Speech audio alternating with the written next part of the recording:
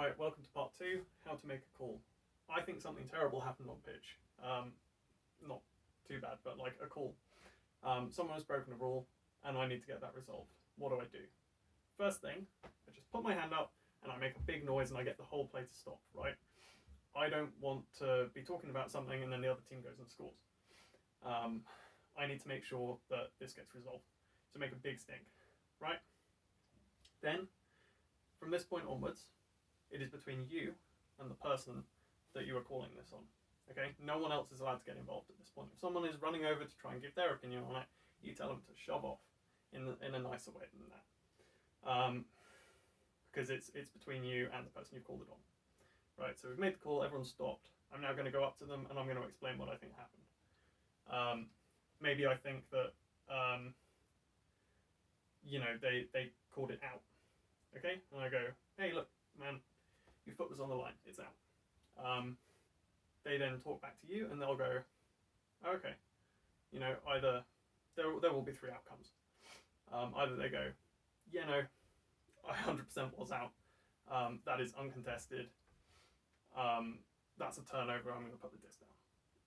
Okay, we resolve it as if it was uncontested. Another thing they go is, hey, like, I completely disagree with you, right? I don't think that was the case at all. I thought I was completely in. And either you accept that and you retract your call and you go, do you know what? No, I was wrong. Okay, you've got the disc. We're just going to bring it in from here and we resolve that.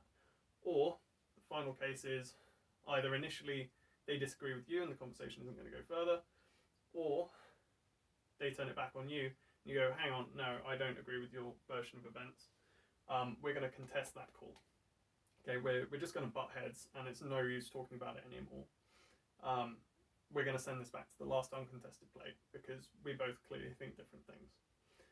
Now I said initially other people can't come in. That's true. But let's say neither of you had a great perspective or you want some extra opinions because you're disagreeing. During this point, after you've explained everything to them and they've had a bit of their say, that's when you can then go to other people, right? They can't shout out to you to bring them in, but maybe they have their hand up and they can be on the sideline, they can be other people on the pitch, and you can go, hey, come on in, right, what do you think happened? At the end of the day, the call is still between you and the person you called it on. You're the only 2 decision makers, but you can bring in extra opinions.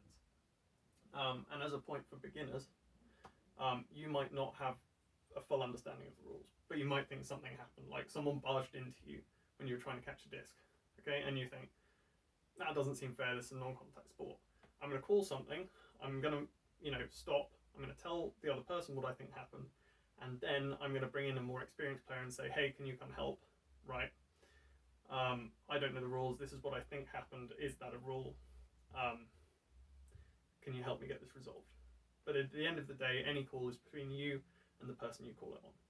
And you need to make sure the game stops and nothing else happens until it's resolved. And we'll talk about what happens after a call, how we get back to playing later in the series. But next, we're going to talk about different kinds of fouls and infractions and things that can be broken.